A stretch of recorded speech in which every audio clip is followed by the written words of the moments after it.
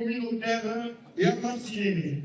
Sinon, on en dénote que je tiens à remercier donc Gérard Henry, le président de l'Assemblée pour son invitation, remercier nos organisateurs et en particulier le camarade Boussier, qui s'est largement investi pour que cette journée consacrée à la rassemblement soit une réussite.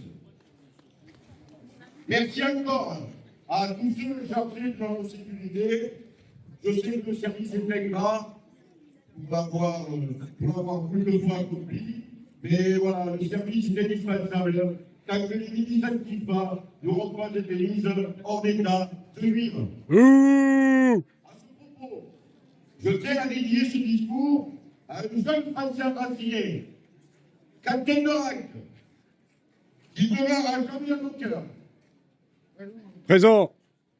Vous le savez, c'est souvent dans la rue que la lutte de la lutte. Aujourd'hui, ce sera sur le terrain des idées. Aussi, me permettrez-vous de placer mes propos sous les mains de l'écrivain et combattant Dominique Vénère, avec un printemps ces mots.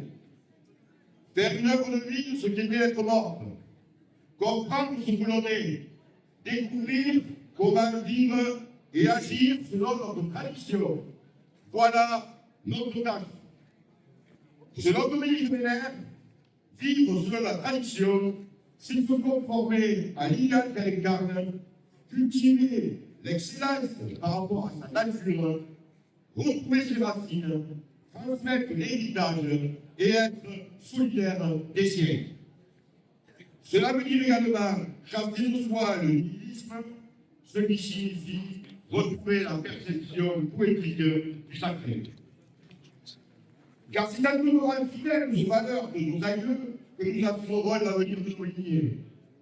Et c'est à nous d'imposer aujourd'hui les idées capables de projeter un nouvel ordre social et politique pour que notre avenir demeure conforme à notre formidable destin. Oui. Ce monde politique est un choix très cool, les camarades. Et c'est l'opportunité de notre retour à l'histoire.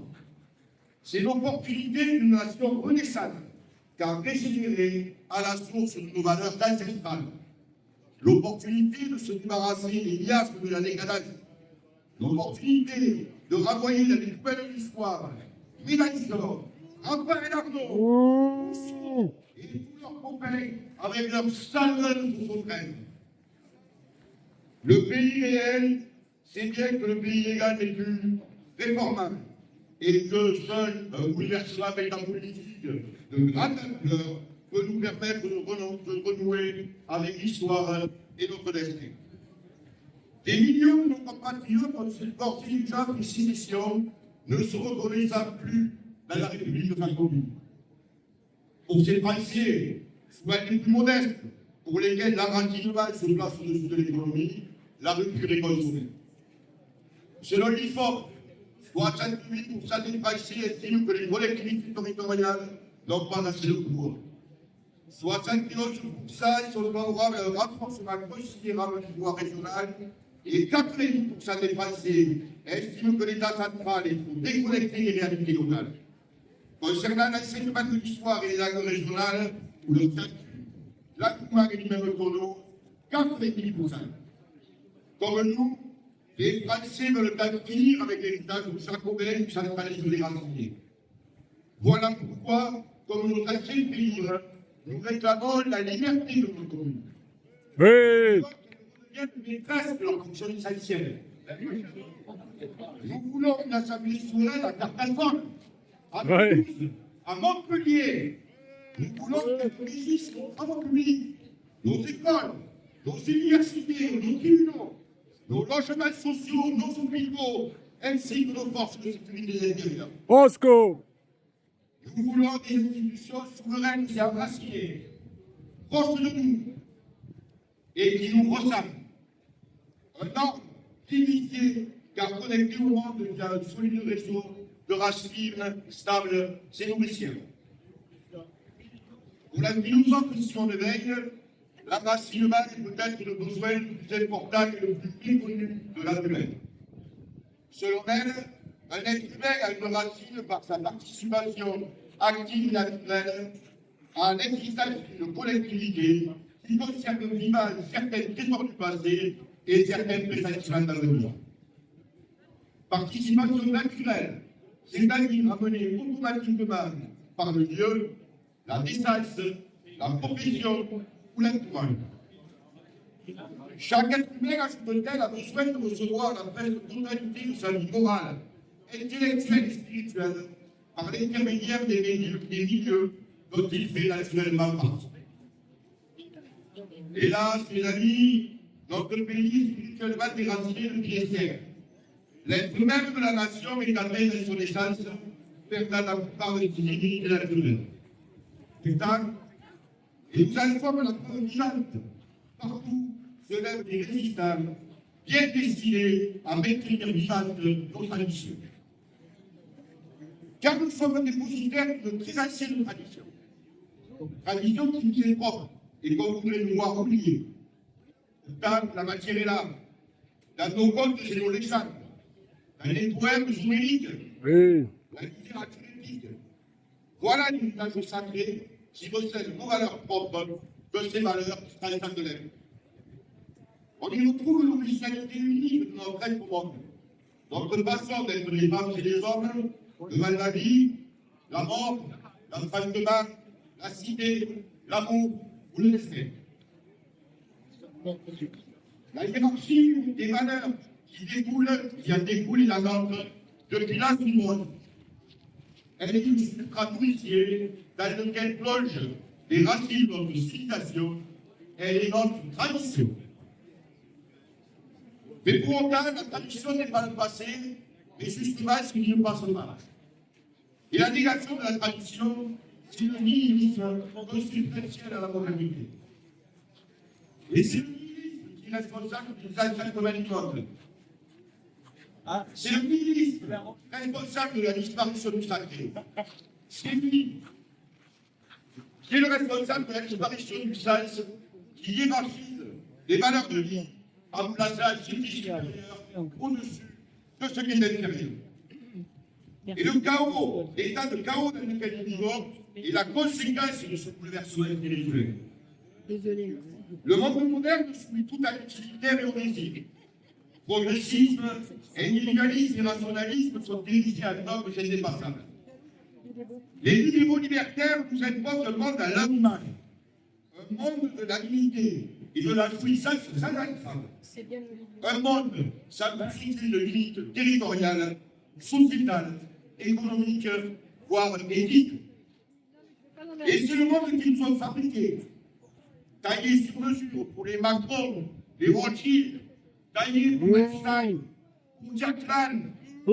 C'est le monde du matérialisme appliqué, le cosmos surexploité transformé à poubelle, la politique en auxiliaire de l'économie, et les peuples s'éclater à une multitude d'individus atomisés.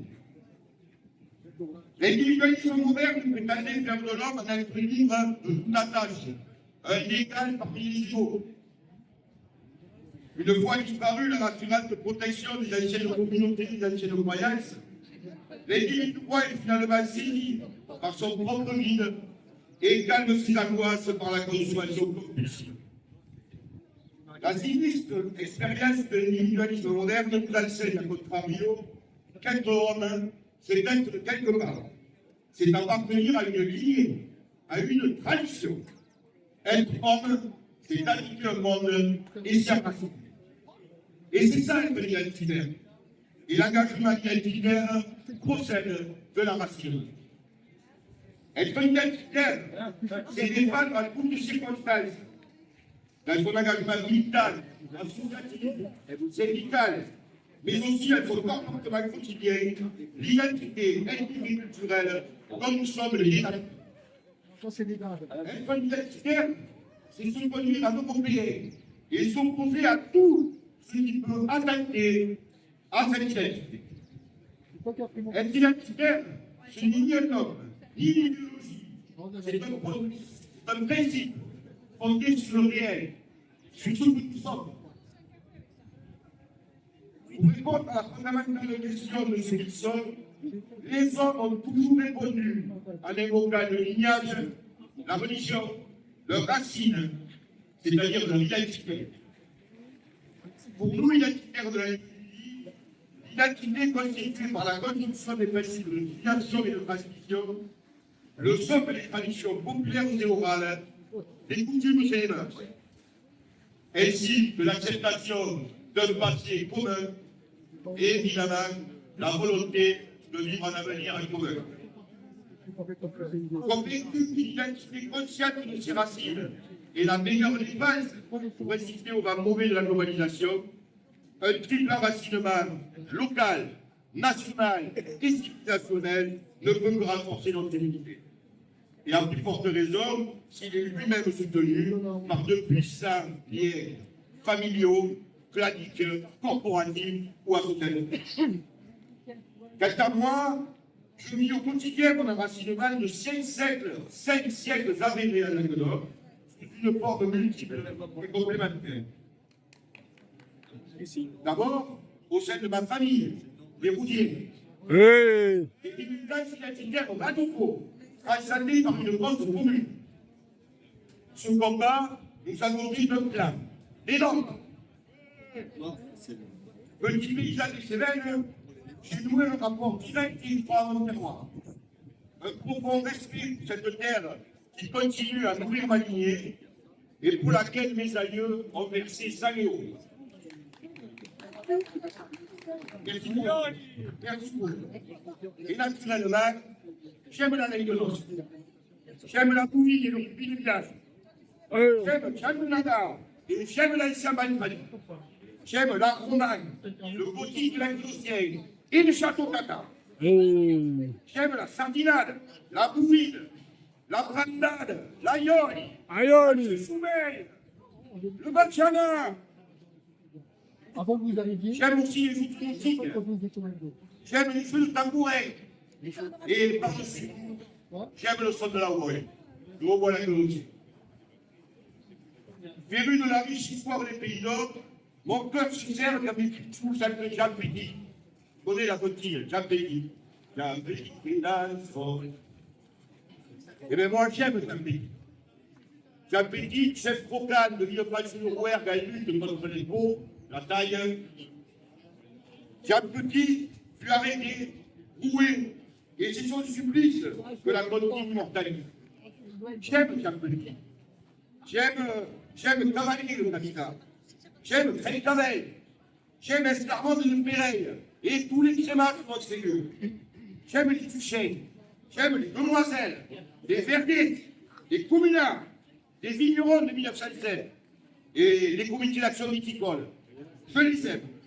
J'aime ce peuple d'or rebelle qui refuse l'arbitraire et ce qui est toujours prêt à se défendre. Vous l'aurez compris, je suis pétri et épris de la situation d'homme et je remercie le bon Dieu de m'avoir fait naître chez moi en Occitanie. Oui. Je vous remercie. Merci mon Dieu. Mais ça ne m'empêche pas de me sentir fier d'être français, d'être attaché à l'histoire de France, à sa langue, à sa culture. Avec le provençal Maurras, je conçois la France comme une fédération de peuples autochtones. L'amour de la patrie charnelle n'exclut pas l'attachement à la France, de même en tant que Français, je suis fier d'appartenir à cette communauté de destin qui est la civilisation européenne. Avec la crise marxiste qui est la boulangerie liée à la mondialisation, les problématiques identitaires se sont imposées. Le désir d'individu, le hiérarchique communautaire, c'est en fait couper le réel. Et le principe de retour au réel, c'est que l'individu occidental paraît bien seul et appétissable, avec ses préoccupations terroristes, dans un monde où les problématiques identitaires et communautaires sont centrales. La famille, le clan, la région, le pays, jusqu'aux grands ensembles ethniques et civilisationnels, voilà les entités organiques protectrices au sein desquelles l'homme s'enracine, s'épanouit, puis assure à son tour la transmission. Mais comment envisager une nation enracinée sans appliquer une courageuse politique de retour au pays, de peuples dont les racines s'enjambent systématiquement avec les nôtres? Le miracle Ouais.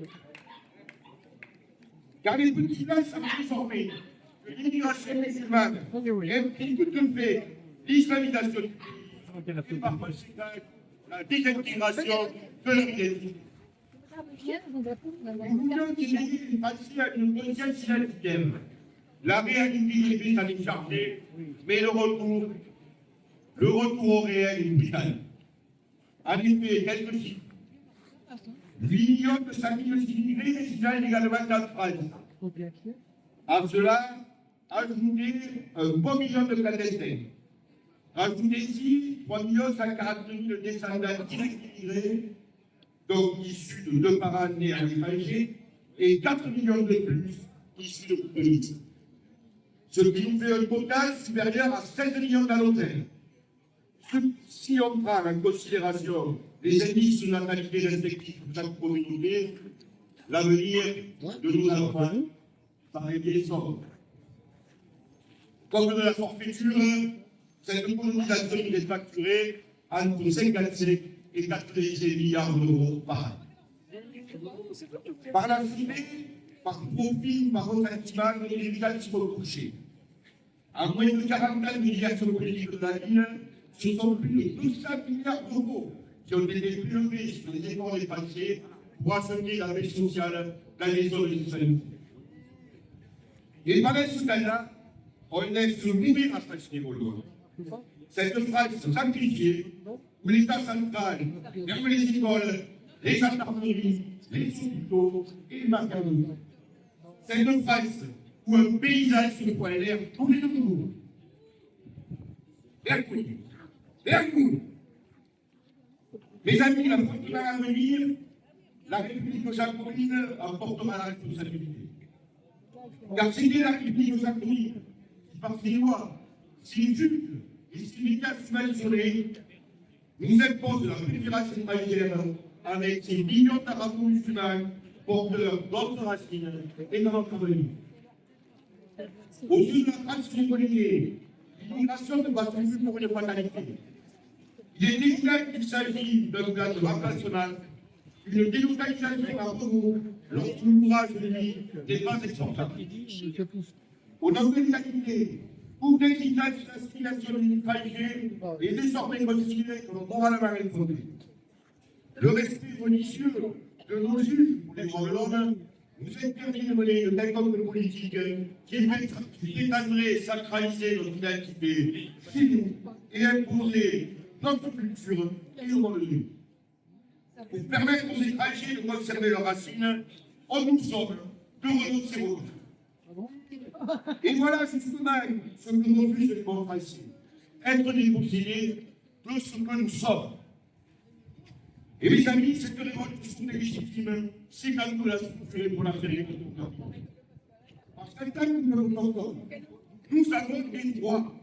Et nous revendiquons le droit de vivre sur les terres de nos ancêtres selon notre tradition. Oh! Et nous refusons que nous retrouvions un jour timide, minoritaire et humilié dans un environnement qui fut autrefois familier et rationnel. Ici, c'est chez nous. Le chez On est chez nous. Ce droit est même garanti par un tout élu, puisqu'il s'agit du droit existentiel permettant à un peuple de continuer à vivre en tant que peuple. En effet, dans sa déclaration des droits des peuples autochtones de l'ONU, l'ONU stipule que les autochtones, je cite, les autochtones, peuples et individus ont le droit de ne pas subir d'intimidation forcée ou de destruction de leur culture.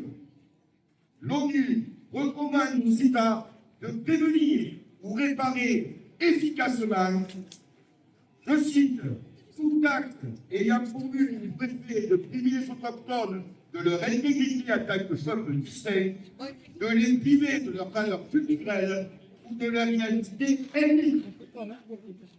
Toute forme d'assimilation, d'intégration forcée, toute forme de propagande dirigée contre eux, dans le but d'encourager la discrimination raciale ou ethnique ou d'y inciter.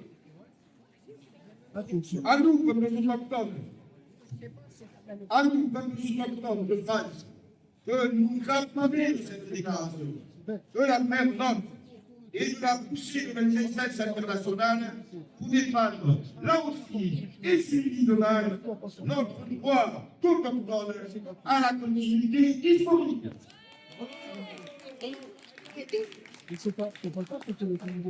Chers camarades, chers amis, osons affirmer que notre culture n'est pas apolitique.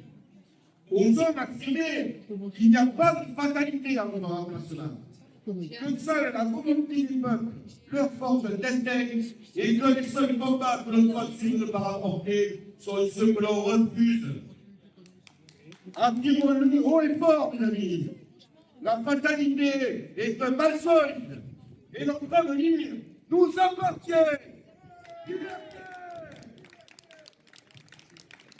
Je vous remercie. Souligné.